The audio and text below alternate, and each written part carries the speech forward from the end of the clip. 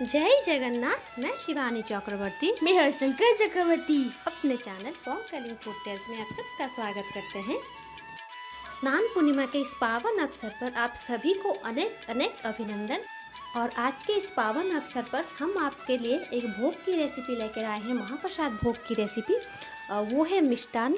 हम मिष्टान बनाएंगे और आपके साथ इस पर्व की महत्वता के बारे में कुछ जानकारी शेयर करेंगे। इसका महत्व क्या है स्नान पूर्णिमा का, सिर्फ भगवान जी स्नान करने के लिए आते हैं या फिर इसका कोई और भी महत्व है, उसके बारे में छोटी सी जानकारी हम आपके साथ शेयर करेंगे। तो चलिए पहले बनाना शुरू करते हैं मिष्टान। तो मिष्टान बनाने के लिए मैंने यहाँ पर एक मिट्टी की हांडी चढ़ा दी है और उसमें मैंने 2 कप पानी दिया है, क्योंकि हम जो मिष्टान बनाएंगे वो 1 कप गोविंद भोग चावल से बनाएंगे। और ये पानी अब उबलने लगा है। तो अभी हम क्या करेंगे, मैं यहाँ पर 1 कप गोविंद भोग चावल यूज़ कर रही हूँ। इसको मैंने भिगोया नहीं है, सिर्फ धोया है और उसको हम इस गर्म पानी के अंदर डाल देंगे।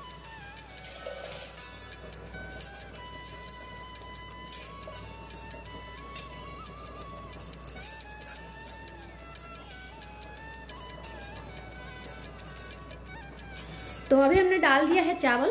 तो अभी हमें कुछ नहीं करना है।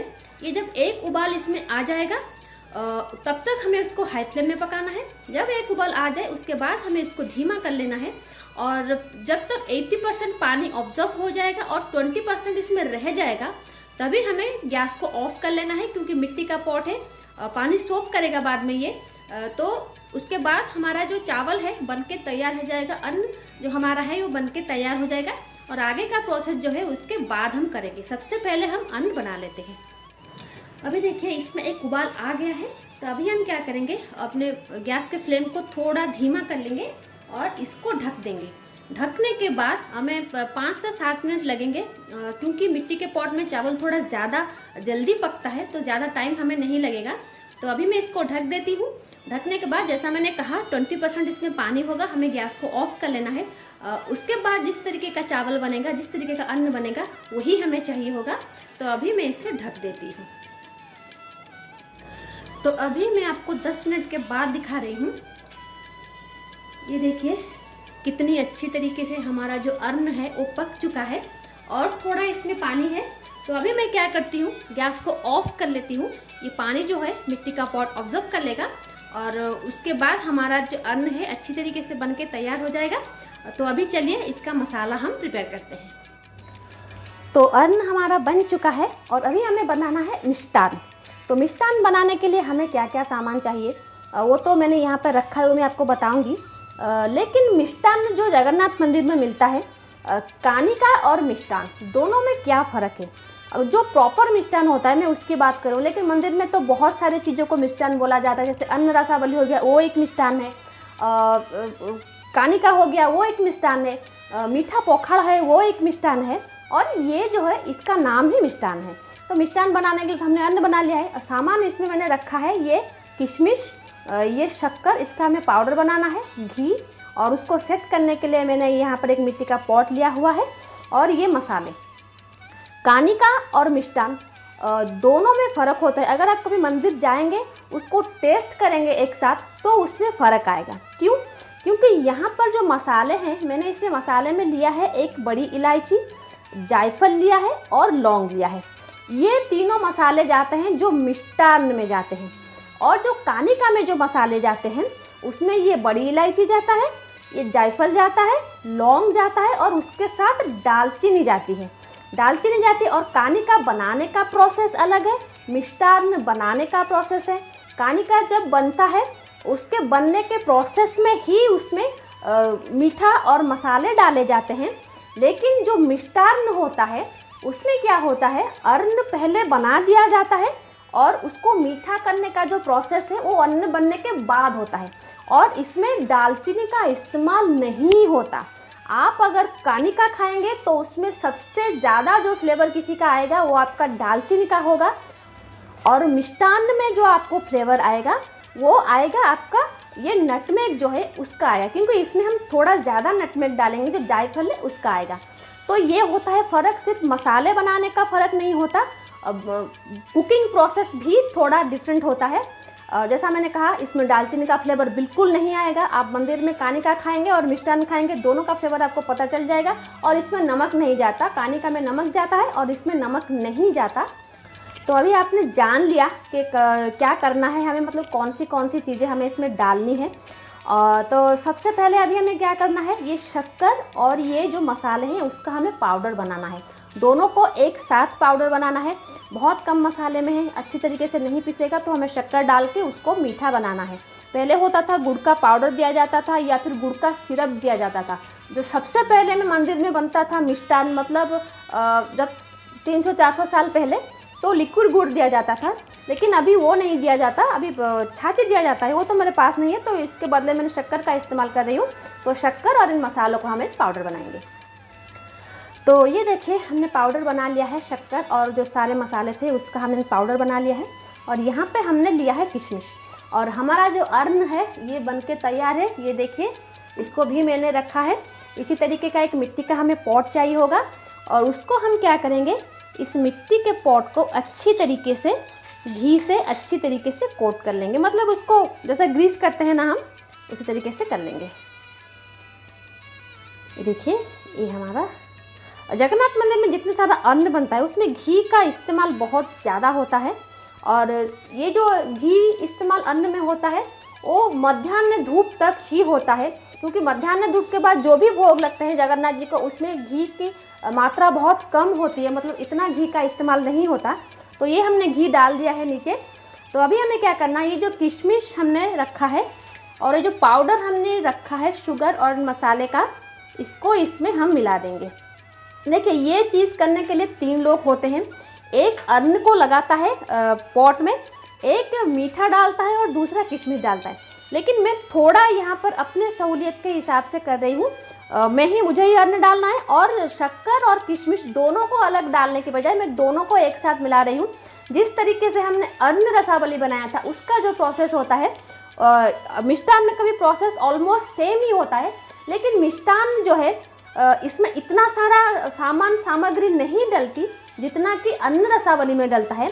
अन्न रसावली में रबड़ी, खोया, बहुत सारी चीज़ें बनती है। अगर आपने मेरा अन्न रसावली का वीडियो देखा होगा तो आपको पता होगा कि उसमें क्या क्या डलता है। लेकिन मिष्टान में बिल्कुल भी इतना सारा नहीं डलता। इसमें सिर्फ मीठा डलता है, मसाले डलते हैं और किशमिश डलता है। इसमें खोया, रबड़ी, सर, मलाई कुछ भी नहीं डलता। कुछ भी इन चीज़ों में से कुछ भी ऐड नहीं होता। मिष्टान और अन्न रसावली दोनों अलग होते हैं। अन्न रसावली एक ही अन्न की रेसिपी है जिसमें खोया, मतलब डेयरी प्रोडक्ट बहुत सारे जाते हैं खीर के अलावा। तो अभी हम क्या करेंगे, अभी हम इस चीज़ को मिला लेंगे। जो सामग्री हमने इसमें डाली है, मतलब शक्कर है, मसाले हैं, सारी चीज़ों को हम मिला लेंगे। और अभी हमें क्या करना है, जो अर्न हमने बनाया है, ये देखिए, ये जो अर्न हमने बनाया है, ये जो कितना परफेक्टली बना है, उसको हम एक लेयर इसमें लगा देंगे।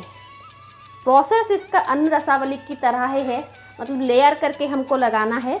देखिए, एक लेयर हमने डाल दिया है। इसको हाथ से मंदिर में किया जाता है, लेकिन ये थोड़ा गर्म है तो मैं हाथ का इस्तेमाल नहीं कर पा रही हूँ। और इसके ऊपर हमें क्या करना है, वापस से हमें इसके ऊपर घी डालना है और ये जो मसाले हमने बनाए हैं उसको इसके ऊपर डालना है। ये किशमिश और ये जो मसाला है, पहले घी डलता है, उसके बाद किशमिश डाला जाता है, उसके बाद डाला जाता है शुगर पाउडर या फिर जो छाछी जो मंदिर में यूज होता है। लेकिन जैसा मैंने कहा कि 3 लोग उसको करते हैं, लेकिन मैं यहाँ पर एक ही हूँ जो इसको बना रही हूँ, तो मैं अपने सहूलियत के हिसाब से बना रही हूँ। तो अभी ये देखिए, और ये जो किशमिश है, ये जो भाप निकल रहा है इस अन्न का, इसी में ही वो पक जाएगा। इसको बना के हमें 10-15 मिनट तक रख देना है ताकि ये जो किशमिश हम डाल रहे हैं वो फूल जाए। तो अभी हमने वापस से इसके ऊपर घी डाल दिया और यहाँ पर हम वापस से जो हमने बनाया हुआ है मसाला उसको हम डाल देंगे। गरम है और ये जो शक्कर हम डाल रहे हैं ये अच्छी तरीके से सोक कर लेगा। अच्छी तरीके से जो हमारा मिष्टान्न है वो बन जाएगा। जैसा मैंने कहा कि ये मिष्ट अन्न है। मिष्ट का मतलब होता है मीठा, अन्न का मतलब तो अन्न होता ही है। तो अभी हमने इसको डाल दिया, हमारा 2 लेयर हो गया। मतलब जितना बड़ा मैंने यहाँ पर पॉट लिया है उसमें 2 ही जाएंगे। तो इसके ऊपर हम एक और लेयर लगा देंगे। लेकिन ये लेयर जो हम लगाएंगे इसको हम टेम्पल की शेप में उसको सेट करेंगे। इसका जो शेप होता है लाइक उसको देवड़ी शेप बोलते हैं। देवड़ी मतलब देवड़ो मतलब होता है टेम्पल।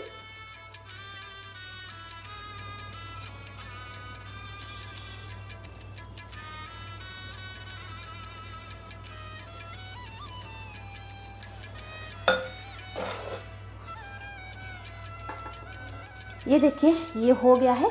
और इसके ऊपर हम क्या करेंगे, ये जो प्लेन शुगर मसाले के साथ है उसको थोड़ा इसके ऊपर डाल देंगे। ज़्यादा नहीं डालेंगे, थोड़ा डाल देंगे इसके ऊपर और उसको थोड़ा किशमिश के साथ गार्निश कर लेंगे। तो हमारा अन्न जो है, मिष्टान्न जो है वो बन के तैयार हो जाएगा। तो ये देखिए हमारा मिष्टान्न बन के तैयार है। बहुत ही कम समय लगता है, 15 मिनट के अंदर आपका मिष्टान्न बन के तैयार हो जाएगा। तो ये थी जगन्नाथ जी की अन्न की और एक रेसिपी, भोग की रेसिपी। आई होप ये भी आपको अच्छा लगेगा। तो आज के लिए इतना ही, रहते हैं। जय जगन्नाथ, जय माँ काली। तो मिष्टान्न तो हमने बना लिया है। तो आप सबको पता है कि आज स्नान पूर्णिमा है। जो चतुर्धा मूर्ति है वो बाहर स्नान मंडप में स्नान करने के लिए आएंगे। और जो रथ यात्रा की आद्य पर्व है वो आज से ही शुरुआत हो रही है। स्नान पूर्णिमा को लोग अपने अपने हिसाब से डिफाइन करते हैं। कुछ लोग कहते हैं कि अपने प्रिय भक्त गणपति भट्ट, जो कि भगवान गणेश के परम भक्त थे, उन्होंने गणपति के स्वरूप में दर्शन दिया था और उनको इस रूप में दर्शन देने के लिए उन्होंने उनको पुरी बुलाया था और उन्होंने इस रूप में दर्शन दिया था। इसलिए भगवान जी स्नान करने के लिए आते हैं और हाथी वेश धारण करते हैं अपने भक्त गणपति भक्त के लिए।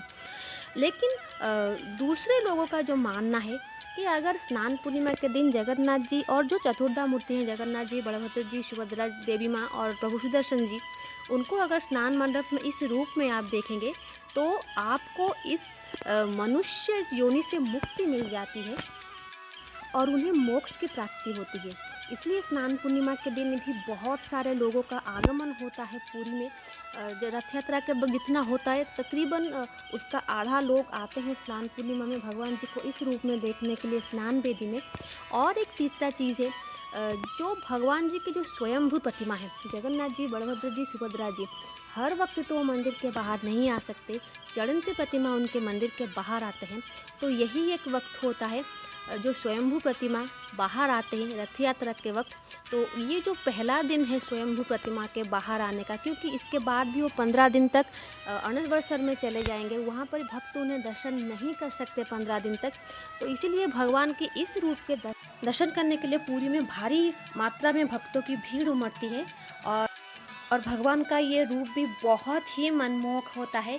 तीनों देवता जगन्नाथ जी, बलभद्र जी, देवी सुभद्रा और प्रभु श्री सुदर्शन, इनका महास्नान होता है।